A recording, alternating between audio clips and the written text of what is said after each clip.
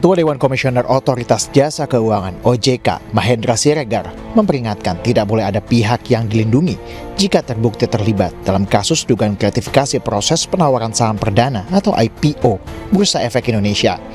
Mahendra Siregar memimpin penyelidikan di internal OJK untuk mengetahui apakah ada staf OJK yang terlibat dalam kasus tersebut. Kami tidak ada pengecualian dan tidak boleh ada yang dilindungi jika bukan hanya yang 5 ini saja, tapi sekiranya ada pihak-pihak lain ya, staf maupun pejabat di bursa yang kemudian terlibat dalam kasus ini ya. Jadi itu hal yang kami sampaikan terkait pendalaman dan pemeriksaan lebih lanjut.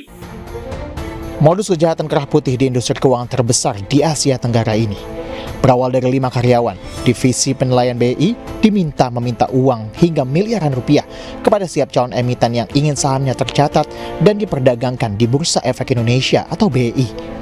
Pelaku lalu membentuk perusahaan jasa penasihat untuk meloloskan para calon emiten. Praktik ini diketahui telah berjalan beberapa tahun terakhir. Alhasil, ada sejumlah emiten yang dipaksakan masuk ke dalam BI hasil kong kali kong dengan para oknum ini. Anehnya, kasus ini belum juga terungkap tuntas.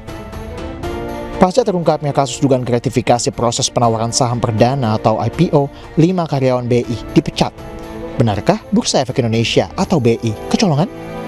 Enggak ada kecolongan. Dan gratifikasinya itu Pak, itu supervisinya seperti apa? Enggak. Seperti yang sudah disampaikan sebelumnya, untuk proses IPO-nya sendiri tidak ada masalah. Tetap berjalan sesuai dengan prosedur. Pak, tadi belum dijawab, Pak. Yang salah adalah karyawan bursa menerima gratifikasi atau menerima imbalan. Ini bisa menjadi kasus pelanggaran terbesar yang pernah ada di sejarah industri keuangan Indonesia. Kasus ini harus diungkap tuntas hingga ke akarnya. Dari Jakarta, Raharjo Padmo Ayus melaporkan.